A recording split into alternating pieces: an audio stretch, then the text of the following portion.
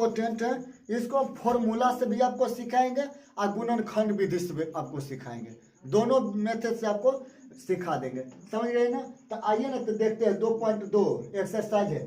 पहला देखिए, द्विघात बहुपद के कुछ रूल है। कुछ फॉर्मूला से अगर सीखना है तो कुछ रूल तो जानना होगा। हमको देखिए सिखाना है तो आपको तो हम हर भी मेथड से सिखाते चलेंगे, समझ। गुणनखंड भी सिखाएंगे, फॉर्मूला भी सिखाएंगे, आपको जैसे दिल करता है वैसे बना लीजिएगा। आइए ना, तो देखते हैं इधर। द्विघात बहुपद का फॉर्मूला होता है ax² प्लस या माइनस ही कुछ रह सकता है। ये ध्यान से मत देखना कि यहाँ पे प्लस माइनस से होगा प्लस से होगा, यहाँ कुछ भी हो सकता है, इसलिए हम प्लस और माइनस दोनों दे दिए हैं। यहाँ पर भी प्लस और माइनस कुछ भी हो सकता है, कुछ जरूरी नहीं है कि प्लस से होगा, समझ रहे ना। यानी कि यहाँ पे ये अगर प्लस होता है माइनस भी हो सकता है, माइनस से प्लस भी हो सकता है, कुछ भी हो सकता है। तो यही मेरा द्विघात का फॉर्मूला हुआ, द्विघात बहुपद का ax² plus bx plus c। तो इसमें याद रखेगा कि अगवे जो अंक जनाएगा अकेले चर अचर पद, चर पद तो समझे है ना, चर पद नहीं बताए हैं, पहले वीडियो में बता दिया। पहले वाला आप देखिएगा, पहले पार्ट में ना पढ़े होंगे चर अचर पद, उसे पढ़ ले, तब पर भी एक बार आइए रिवीजन करते हैं। चर पद किसे कहते हैं? तो चर पद के बारे में याद रखेगा कि ABCD से स्टार्ट कीजिएगा, बड़की ABCD से लेकर जेड तक और छोटकी ABCD से लेकर जेड तक, इस टोटल को हम कहेंगे चर पद। समझ गए ना, चर पद किसे कहते हैं, या इसी को चर मान कहते हैं। आइए ना, इसी में कहते हैं अचर पद। अचर पद किसे कहते हैं या अचर मान किसे कहते हैं? तो इसमें याद रखेगा, इसमें कुछ याद कौन सी रखना है, इसमें देखिए एक से स्टार्ट कीजिए, एक से स्टार्ट कीजिए अनंत तक होगा, अनफाइनाइट तक, समझ गए ना, अनंत तक। यानी कि 10,000 20,000 लाख करोड़ 10 करोड़ मिलियन बिलियन कुछ भी होगा, ये टोटल हो गया अचर पद। यानी कि अल्फाबेट जितना लिखेंगे वो टोटल चर पद, समझ गए ना। आज जितना भी हम जो इक्का दुक्का गिनती जो पढ़ते हैं, समझ रहे ना, ये टोटल को हम क्या कहेंगे, अचर पद। अब तो समझे ना, तो यानी कि कैपिटल लेटर और स्मॉल लेटर, ये टोटल को हम चर पद कहेंगे। अब कैसे बता दें, अब तो तीनों ने बता दिए, दोनों रूल से बता दिया। चलिए तो इसको मिटा लेते हैं। चलिए मिटाने से पहले आइए इधर देख लेते हैं। द्विघात बहुपद अगर आप फॉर्मूला से बनाइएगा तो ये वाला फॉर्मूला का उपयोग आपको करना पड़ेगा, समझ गए ना। तो आप यहाँ पे डी क्या है, ए क्या है, बी क्या है, ये सब हम आपको बताते हैं। चलिए, आपको गुणज हम पढ़ाए होंगे बहुत पहले, इससे पहले वाला पार्ट में पढ़ाए थे, उसमें जाके ध्यान से देखिएगा। अगर नहीं देखे तो आप बहुपद का पार्ट 2 देखिए, 1 देख लीजिएगा पहले। आइए ना, एक तो हम क्वेश्चन यहाँ पे लिखते हैं, अपना इच्छा से लिख लिए हैं, ध्यान मत दीजिएगा कि ये कौन सा क्वेश्चन है। 5x² और -2x लिखे हैं, अब प्लस यहाँ पे हम 2 लिख लिए हैं। कोई दिक्कत अगर हो तो बोलिएगा, ठीक है ना। अब तो इसमें देखिए ध्यान दीजिएगा, जब फॉर्मूला से बनाइएगा तो यहाँ पे गुणज का बात आएगा, गुणांक का बात आएगा, गुणज का नहीं आएगा, समझ रहे, गुणांक का बात आएगा। तो गुणांक कौन होगा, तो ध्यान से देखिएगा कि गुणांक कौन होगा। तो ये देखिए, ये जो स्क्वायर के जो जितना आगे है ये टोटल गुणांक के है, ये स्क्वायर के जितने एक्स के जितना भी देखिएगा, ध्यान देखिएगा, एक्स के आगे जितना भी है उस टोटल गुणांक होगा। तो देखिए ना, एक्स के स्क्वायर के आगे ए हो गया मेरा गुणांक, एक्स के आगे बी है, बी हो गया मेरा गुणांक। अच्छा, यहाँ पे अगर कहेगा कि गुणांक बताए तो यहाँ पे कौन किसका गुणांक बताएंगे, अचर पद है तो अचर पद में गुणांक कैसे बताएंगे, आप समझिए। आइए यहाँ पर आगे देखिए, तो वही बात हुआ। अगर हमको यहाँ पे कहता है x का गुणांक बताइए, ध्यान देखिएगा, यहाँ कहता है कि x का गुणांक बताइए तो मेरा a हो जाता है। यहाँ कहता है कि b का x का गुणांक, इसमें भी x, यहाँ पर ध्यान देखिएगा, अगर x का गुणांक कहेगा तब मेरा ये b होगा, और जब कहेगा कि x² का गुणांक बताइए तब मेरा होगा a, समझ गए ना, तब a होगा।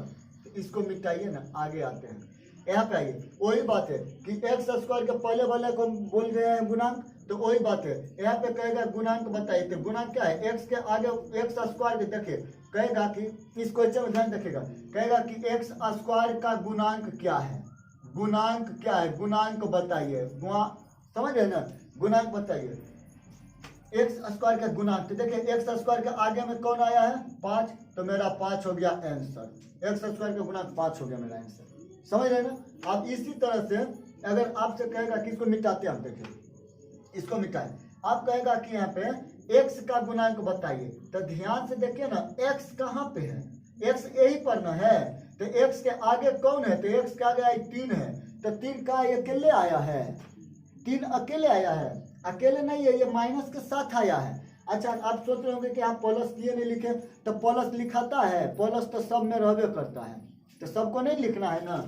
तो 3 यहाँ पर x का गुणांक मेरा हो जाएगा -3 हो जाएगा, समझ गए ना, यानी कि x का गुणांक मेरा -3 हो गया आंसर, हो गया आंसर। आप यही तो बात है, अब ऐसे ही हम यहाँ पे a b c सब निकालेंगे बनाएंगे। आइए ना तब इसको मिटाते हैं, आगे चलते हैं। चलिए अगर आपको देखिए यहाँ पर दिक्कत अगर होता होगा तो आप एक बार पार्ट 1 देख लीजिएगा, इसको मिटा लेते हैं, तो एक बार आप पार्ट 1 देख लीजिएगा, पार्ट 1 देखिएगा ना तो बढ़िया से एकदम समझिएगा, समझे ना। आइए तो एक तो हम देखिए यहाँ पे वही बात हुआ इसमें, तो डी जो होगा मेरा विवेचक होगा, यानी कि डी निकालना हमको उचित होगा। आप कहिएगा कि ई वाला से हमको क्या फायदा होगा, ई वाला से, तो देखिए फायदा कौन सी होगा, फायदा कौन सी होता है, माने कि इतना पढ़ लिख लीजिएगा, अब माने कि नहीं अगर जॉब हुआ या नहीं आप कोई काम में सक्सेसफुल हुए तो क्या होगा, कहिएगा कि पढ़ के इतना क्या किए, क्या फायदा हुआ, तो ये तो बुर्बक वाला बात हो जाएगा कि क्या फायदा हुआ। तो देखिए फायदा आपको यह हुआ कि आप पढ़े, आप जानकार हुए, आगे दिन आपको कोई बुर्बक नहीं बनाएगा कि देखो ये वाला ऐसे होता है, तो अगर पढ़ने आज रहोगे तब ना बताओगे कि हाँ ये वाला ऐसे होता है, और नहीं होगा तो कहेगा कि देखो कौवा उजला होता है, कहोगे कि हाँ होता है, वही बात हुआ ना। आ कहेगा कौवा लाल होता है, कहोगे कि हाँ होता है, कहे कि तुम कौवा देखबे नहीं किया हो तो कौन सी कहोगे, है ना। तो वही बात है, तो यहाँ पे देखो अगर पढ़े रहेंगे या रहोगे तो क्या होगा, समझोगे, बता भी दोगे, समझ है ना। तो वही बात है, तो कहिएगा कि हमको क्या आएगा, काम में आएगा, तो काम में आवे या नहीं आवे सीखना जरूरी है। हम फॉर्मूला भी बताएंगे और गुणनखंड से भी बताएंगे। चलिए आगे की ओर आइए, तो इसलिए हर चीज की जानकारी रखिए। तो वही डी मेरा हुआ विवेचक, और डी बराबर फॉर्मूला क्या होता है मेरा, b² और माइनस होता है 4ac। अभी हम जस्ट बताएंगे ए बी सी सब निकालने के लिए बताएंगे, पहले आप फॉर्मूला एक बार रिवीजन कीजिए। डी बराबर मेरा विवेचक बराबर फॉर्मूला होता है b² - 4ac। मूल बराबर, मूल का मतलब क्या होता है, अल्फा बीटा दोनों को एक ही बार मान निकालना, इसी को मूल कहते हैं। तो अल्फा और बीटा ये दोनों को एक ही बार मान निकालेंगे, तो देखिए रूल है इसका, सूत्र है, फॉर्मूला है -b या प्लस और माइनस √d/2 है। आप कहिएगा कि इसको प्लस माइनस किए लिखे हैं, तो हम नीचे भी लिख लिए हैं। देखिए हम अल्फा अगर निकाले हैं यहाँ पे अल्फा, तो हम प्लस वाला फॉर्मूला लेके निकाले हैं, ये माइनस को तो छोड़ दिए हैं, और जब बीटा निकालेंगे बीटा, तो ये माइनस का फॉर्मूला देखिए यहाँ पे हम प्रयोग किया है ना। तो वही बात है, इसमें बताता है कि अल्फा जो है वो प्लस लेगा और बीटा जो है वो माइनस वाला निकलेगा, समझ रहे हैं ना। तो आइए, तो वही मेरा अल्फा बीटा का बात वही हुआ, इसका मतलब है कि यही वाला बात यहाँ पे है, यही वाला बात यहाँ पे है। एक बार निकालेंगे तो दोनों निकलेगा, एक के बार में आई बारी बारी से निकालेंगे तो इससे निकलेगा, समझ गए ना। आप इसी में पढ़िएगा शून्यकों का योग, आपसे पूछेगा, आपको मिलेगा इस टाइप से क्वेश्चन बहुत मिलेगा। यहाँ पे आप हम फॉर्मूला लिख दिया, आप यहाँ समझिए, आगे जब आएगा तो हम बताएंगे कि देखिए इसका उपयोग आ गया। यहाँ पे अभी तुरंत पढ़ना है, इसी एक्सरसाइज में पढ़ना है, 2.2 के एक्सरसाइज में पढ़ना है। शून्यकों की जांच करने के जब आएगा ना, कहेगा ना, तो उसमें हम इसी का प्रयोग करके बनाएंगे, समझ गए ना। तो वही बात है, शून्यकों को योग, ए प्लस अल्फा प्लस बीटा है ना, इसको कहते हैं शून्यकों का योग। आप यहाँ देखिए, यहाँ पे योग, शून्यकों के योग को हम कर दिए हैं ना अल्फा प्लस बीटा, आप गुणनफल को कहते हैं अल्फा इंटू बीटा, समझ गए। तो वही बात है, शून्यकों का योग इंटू शून्यकों का अल्फा इंटू बीटा, शून्यकों का गुणनफल कहते हैं। तो अल्फा प्लस बीटा यानी कि शून्यकों का योग बराबर फॉर्मूला होता है -b/a, समझे ना। आइए, अल्फा इंटू बीटा यानी कि शून्यकों के गुणनफल के बराबर क्या आता है फॉर्मूला, c/a यानी c/a। अब देखिए आपको दे देगा क्वेश्चन में कि शून्यकों अगर किसी द्विघात बहुपद का शून्यकों का योग मानिए कि कुछ दिया हुआ है और शून्यकों का गुणनफल कुछ और दे दिया है और कहेगा कि द्विघात बहुपद बताइए तो कितना होगा, क्या होगा, तब यही फॉर्मूला लगाएंगे। समझ गए? तो फॉर्मूला याद रखेगा, x square minus alpha into beta. समझ गए ना? जब शून्यकों का योग और गुणनफल दिया हुआ रहे तब यही फॉर्मूला लगाएंगे, द्विघात बहुपद बराबर एक्स स्क्वायर और माइनस अल्फा प्लस बीटा और इंटू देखो x plus alpha into beta. आ जाइए, आप एक तो हम क्वेश्चन लेके चलते हैं। चलिए एक तो हम क्वेश्चन ले लेते हैं, किधर से बना ले, इधर तो हमको अब लगता है मिटा लेते हैं, इधर ले ले। चलिए इधर से बनाते हैं, क्वेश्चन एक ले लेते हैं, एक्सरसाइजेस चलिए बनाते हैं। कोई एक्सरसाइज आ जाइए क्वेश्चन का एक में क्या कहता है, टाइप 1 है, हाँ टाइप 1 है। तो कहता है कि निम्नलिखित द्विघात बहुपद के शून्यकों को ज्ञात करें और शून्यांकों और गुणांकों के बीच की संबंध की सत्यता की जांच करें, है ना? तो वही बात है, वैसा ही निकलेगा। आप कहिएगा तो देखिए हम दोनों विधि से आपको बताते हैं।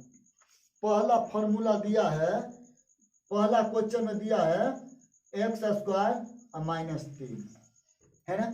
एक्स स्क्वायर और माइनस 3। तो इसको द्विघात निकालने के यानी कि इसका जो गुणांक होगा निकालने के लिए, यानी अल्फा और बीटा निकालने के लिए बहुत इंपॉर्टेंट फॉर्मूला है। कैसे हम निकालेंगे अल्फा और बीटा, यानी कि दोनों शून्य कैसे हम निकालेंगे, दोनों शून्य निकालने का फॉर्मूला। तो यहाँ पर पूछेगा, कहेगा कि इसका शून्यक बताइए, इसका शून्यक बताइए। तो आपको गड़बड़ा नहीं होना है, माने कि गड़बड़ा नहीं जाइएगा कि देख कर कि ये कौन सी दे दिया है, एकदम बनेगा, बहुत ईजी से बनेगा। समझ?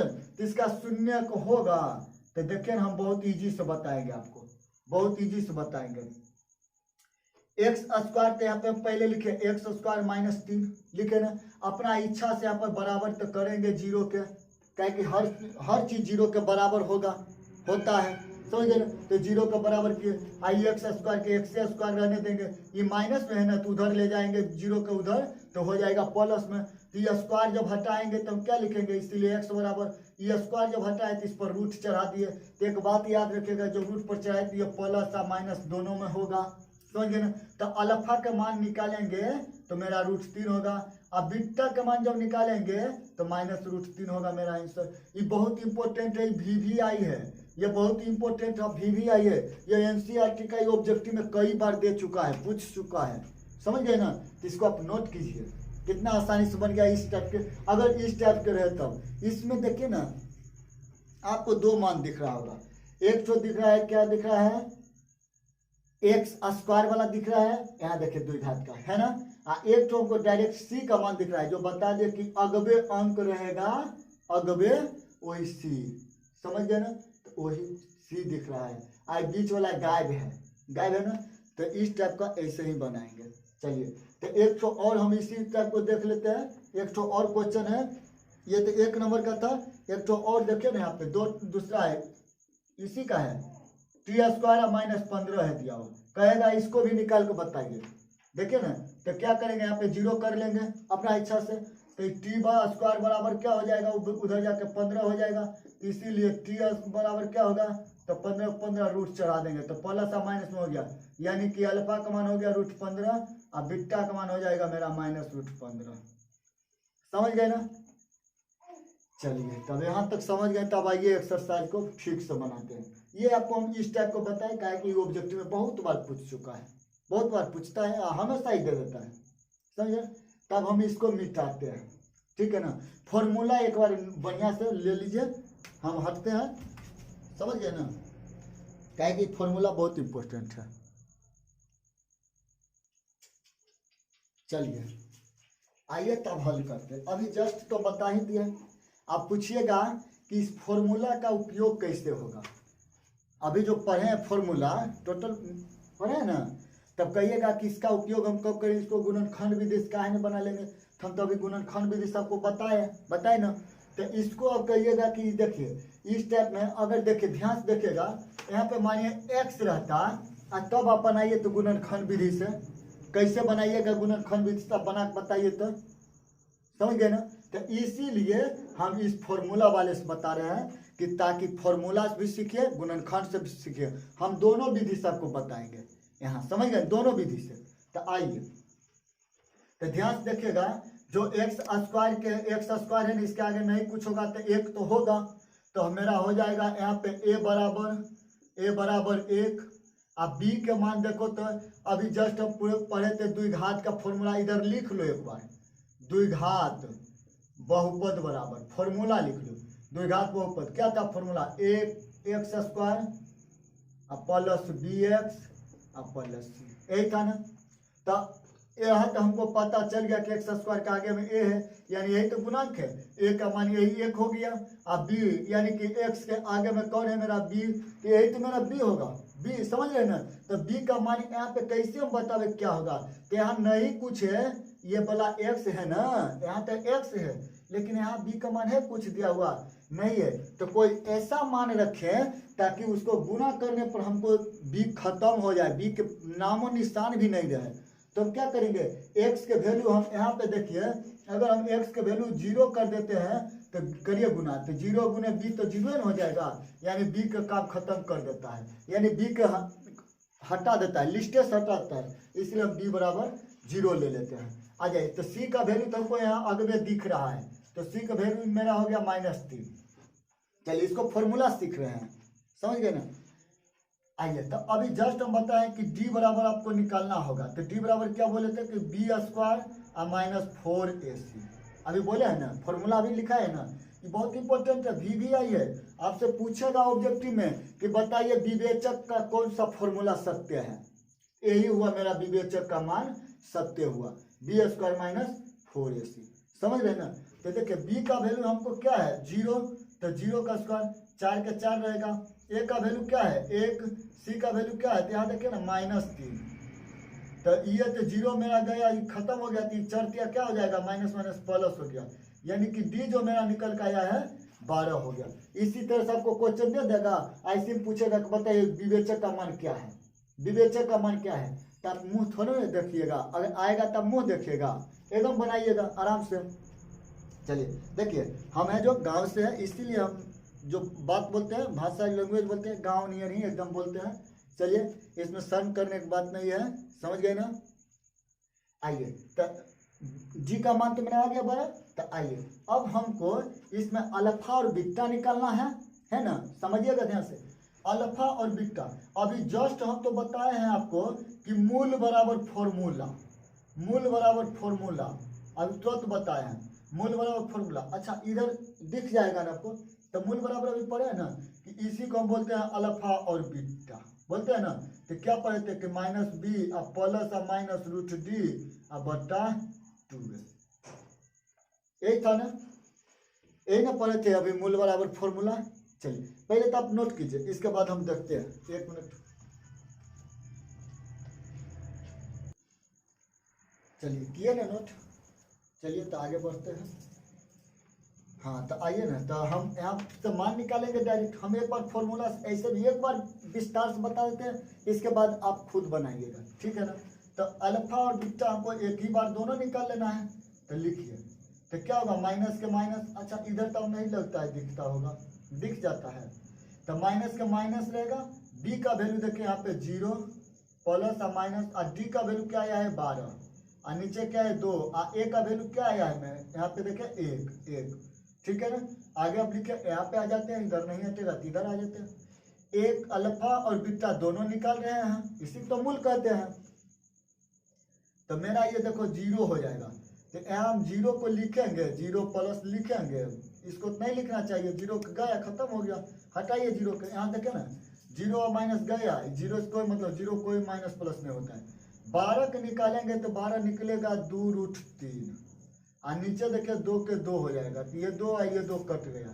तो अब देखिए ध्यान से, अल्फा और बीटा है ना, तो क्या ऊपर बचा है प्लस और माइनस और √3 आया ना, यानी कि अल्फा का मान निकालेंगे तो प्लस में √3 और बीटा का मान निकालेंगे तो माइनस में √3 आ गया ना मेरा। मूल से निकालने के लिए सीखे ना। तो आगे अब बढ़िए, आगे अब बढ़िए, इसमें आपको क्या कहता है ये इस पर ध्यान दीजिएगा। हाँ, इससे पहले बताए ना एकदम शॉर्टकट में स्क्वायर इधर जीरो करके, अभी तो पता है उससे भी बनाएंगे तो ऐसा ही ना आया, इतना ही ना आया। तो वो ऑब्जेक्टिव में जब आपसे पूछेगा तो ऐसे बना लीजिएगा, ऐसे अगर पूछेगा तो तने बनाना पड़ेगा ना। तो आइए अब कहते हैं हम जांच लिख लेते, कहता है कि जांच कीजिए, जांच, तो यहाँ लिखिए जांच। जांच क्या लिखेंगे, शून्यकों को योग यानी कि अल्फा प्लस बीटा बराबर माइनस बी बट्टा ए, माइनस बी बट्टा ए होता है। तो अल्फा का मान कितना आया है √3 प्लस बीटा का मान क्या आया है तो माइनस √3, हाँ ये 3 है, अब माइनस माइनस ऊपर जीरो हो जाएगा, बी का मान ए का मान क्या है 1, तो देखिए ना ये गया माइनस प्लस, तो इधर जीरो और बराबर इधर क्या हुआ जीरो, यानी कि दोनों साइड बराबर हो गया। तो लिखेगा कि यह सत्य मान है, क्या है मेरा जांचा हुआ यह है जो सत्य है। आगे चलिए बढ़ते हैं, इसी में अब लिखेंगे अल्फा इंटू बीटा यानी शून्यकों का गुणनफल, इसको बोलते हैं शून्यकों का गुणनफल। क्या फॉर्मूला होता है सी बाई ए, सी बाई ए। तो अल्फा क्या है √3 है, बीटा क्या है मेरा तो माइनस में √3 है, अब यहाँ बराबर सी का मान क्या है, सी के देखिए ए बी, सी का मान मेरा 3 है तो 3 रहने देंगे, अभी यहाँ नहीं देखे यहाँ लिख दिया ना, तो माइनस है तो माइनस दीजिए ना, क्या दिक्कत है माइनस दिया, माइनस है तो माइनस, ए का वैल्यू क्या है 1 है, तो गुना कीजिए √3 और √3, तो बताए हैं कि दूगो रूट में से एगो 3 निकल जाएगा, यानी कि कोई भी अचर मान डबल रूट वाला में हो, अगर डबल रूट में हो तो एगो के निकालेंगे। अब ये नहीं कि समान होना चाहिए ना, अब ऐसे थोड़े होगा कि देखिए ये √5 आई √7 को निकाल लेंगे, निकाल लेंगे कैसे निकलेगा, नहीं निकलेगा, एक जाति का हो, अब एक जाति का समझ रहे ना, यानी √3 यानी कि डबल, एक ही अंक डबल हो और रिपीट हो और रूट में हो तो उसको एक ठो को निकालेंगे, एक ठो निकाले माइनस का माइनस देंगे, आइए माइनस का माइनस 3 दिए, देखिए बराबर आया है ना, दोनों साइड मेरा बराबर आया है ना, तो यह मेरा निकाला हुआ मान सत्य है। चलिए अब इसको नोट कीजिए, नोट किया कर लिए ना। चलिए इसको मिटा के अब देखिए आपको हम गुणनखंड विधि बताते हैं। आप सोच रहे होंगे कि गुणनखंड विधि से हम कैसे बनावे, तो गुणनखंड विधि का भी हम बता दिए हैं इसको, इससे पहले ही गुणनखंड विधि बता दिया, वहाँ पे अल्फा बीटा का मान आ चुका है, इतना आ चुका है, अब इसके बाद इतना प्रक्रिया लिखना ही होगा आपको, समझ गए ना। तो चलिए तो आगे अब बढ़ जाते हैं, इसको मिटा के, इसको मिटा के आगे बढ़ेंगे, ठीक है।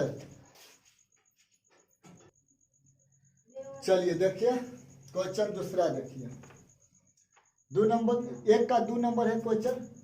आइए तो आप पहले तो ए बी सी, अच्छा आपको गुणनखंड पहले बता दे गुणनखंड विधि से, आइए गुणनखंड विधि से नहीं, पहले चलिए अल्फा बीटा से पढ़ते हैं, इसके बाद गुणनखंड विधि से पढ़ेंगे, समझ गए ना। तो आइए देखिए ए का वैल्यू मेरा हो जाएगा यहाँ पे 2, बी का वैल्यू हो गया, देखिए यहाँ पे देखिएगा, यहाँ ध्यान से, इसको पहले वाले को ए बोलते देखिए है ना, ए बी सी, पहले वाला ए, तो ए का वैल्यू मेरा क्या होगा, ए का स्थान पर कौन है 2 तो 2 हो गया, बी का स्थान पर कौन है 8 तो मेरा 8 हो गया माइनस में, सी का स्थान पर कौन है 6 तो 6 हो गया, समझ रहे हैं ना, समझ रहे हैं ना।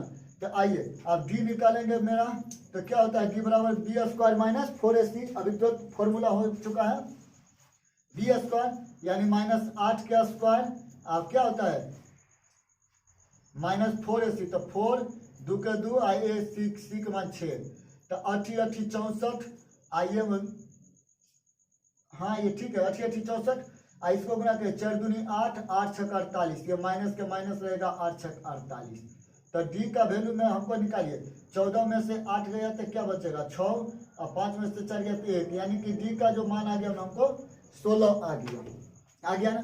अब अल्फा निकालना है हमको, तो अल्फा बराबर अभी तो मूल से निकाले हैं ना अभी, तो अब आइए इसमें पढ़ते हैं, अल्फा बीटा एक ही बार निकाल ले, आसान होता है, अल्फा बीटा एक बार निकाले बहुत इजी से बन जाता है, तो वही फॉर्मूला लगाइए -b प्लस -√d, आप एकाएक भी निकाल सकते हैं, हाँ एकाएक भी निकालिएगा, एकाएक निकालिएगा तो अल्फा का मान लीजिएगा तो ऊपर प्लस वाला लीजिएगा, माइनस नहीं लेना है, ये माइनस को याद रखिएगा, बीटा ले लेंगे, जब बीटा निकालेंगे तब माइनस लेंगे, प्लस नहीं लेंगे। आइए तो अल्फा इंटू बी है ना, अल्फा और बीटा निकाले, तो माइनस का मान क्या है, तो माइनस रहेगा, बी का मान क्या है माइनस में 8, प्लस और माइनस, और डी का मान क्या है तो 16 है तो 16 देंगे। यहाँ दिक्कत हो रहा है, ऊपर चलिए ऊपर चलते हैं, इसको हटाइए। तो लिखे यहाँ पे अल्फा और बीटा का मान निकालना है, ठीक है। तो अल्फा और बीटा निकालना है, ध्यान रखिएगा। तो माइनस के मान क्या होगा, एक बार फॉर्मूला लिख लीजिए। चलिए कोई दिक्कत नहीं हुआ। अल्फा के अल्फा रहेगा, बीटा के बीटा, माइनस के माइनस, बी के मान -8, ये माइनस है, प्लस और माइनस डी का मान 16, 2 के 2, ए के मान 2, यहाँ देखिएगा ए का मान 2 है ना। हाँ ये टोटल मान यही वाला यहाँ पे पुट किया है टोटल का मान। तो अल्फा बीटा का मान निकालना है, माइनस माइनस प्लस, तो 8 प्लस माइनस 16 के निकालेंगे तो 4 निकलेगा, और 2 दूनी 4 हो गया। तो अल्फा बीटा दोनों निकाल रहे हैं, तो 8 4 हो गया 12, 8 4 हो गया। अच्छा चलिए अब यहीं पर बदल जाइएगा, देखिए इसीलिए अल्फा लिख लीजिए, इसीलिए अल्फा बराबर क्या होगा, इसीलिए अल्फा बराबर 8 और जोड़ 4 और बट्टा 4 का 4। बताए ना कि अल्फा के निकालना है तो यहाँ पे जोड़ वाला लीजिएगा, यानी जोड़ वाला लिए, बाकी प्रक्रिया इतना ही करना है, समझ गए ना। तो 8 4 क्या हो गया मेरा 12 और बट्टा 4 का 4 दिया 12, अल्फा का मान यानी कि मेरा आ गया 3, ठीक है ना। इसी तरह से बीटा का मान लेंगे, बीटा का मान फिर बीटा बराबर ले लीजिए। तो क्या होगा 8 के 8 रहेगा, देखिए ना माइनस लेंगे हम फिर 4 के 4, तो 8 में से 4 गया तो 4 और बट्टा 4, 4 4 कट गया, कटा ना। तो बीटा का जो मान आ गया मेरा क्या हो गया 1 आ गया, बीटा का मान क्या हो गया 1 आ गया। अब जांच कर लेते हैं इधर, जांच करिए। तो क्या होता है सुनेको का योग बराबर -b बट्टा a, तो अल्फा का मान अभी तुरंत ना निकाले हैं 3, बीटा का मान 1 और माइनस का माइनस, बी का मान देखिए इधर क्या है -8, तो -8, ए का मान देखिए यहाँ पे 2, तो 2 होगा, तो 3 और 1 क्या हो गया 4, और माइनस माइनस क्या होगा +8 और 2, 2 चौका 8, कि 4 और बराबर 4, टोटल मेरा क्या हो गया ये बराबर हो गया नहीं, दोनों बराबर ना हो गया। इसी तरह से हम लोग निकाल लेते हैं, क्या निकालेंगे अल्फा इंटू बीटा, इसीलिए फिर निकालते हैं, फिर निकालें पुनः लिखे, पुनः अल्फा इंटू बीटा बराबर वही c/a, अल्फा का मान क्या है 3, देख लीजिए 3 है ना, आप बीटा का मान 1, और सी का मान क्या है मेरा 6, तो 6 और 1 का मान 2, तो काटे 2 3 6, तो 3 बराबर 3, दोनों बराबर आया ना। तो लिख दीजिएगा लास्ट में कि यह मान जांचा हुआ मेरा सत्य है।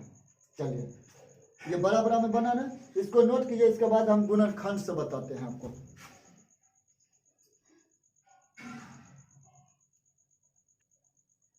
चलिए देखिए गुणनखंड से, इधर मिटा लिए हैं ताकि इधर देखिए ना, गुणनखंड विधि से एक फॉर्मूला पढ़े थे आप, गुणनखंड विधि से हम आपको 9वीं क्लास में पढ़ाए थे ना, तो जिनको जिनको पढ़ाया उनको तो याद होगा। आइए तो इसमें क्या रूल था, पहला गुने तीसरा, गुणनखंड का याद रखिएगा क्या था, पहला गुने तीसरा रूल, पहला गुने तीसरा, इधर लिख दे 1 गुने 3, इसी कहते हैं पहला गुने तीसरा। अब बिचला को हम तोड़ते थे, या पहला गुने तीसरा गुना क्या उसको भी हम तोड़ कर बनाते थे। तो गुना कीजिएगा इधर, इसको मिटा लेंगे ना तो आसानी से इधर बनता, इधर इससे कम होता है। यहाँ अल्फा का मान देख लीजिए 3 आया है और बीटा का मान 1 आया है, ये याद रखेगा तब ना पता चलेगा कि मेरा सही आया है या नहीं आया है। बाकी तो सब वही प्रक्रिया, 3 आया है और 1 आया है। चलिए तब देखिए ना यहाँ पे, हटाइए इसको भी, सबको हटा लिए तो इसको काट रखें। चलिए आप देखिए वो इतना ही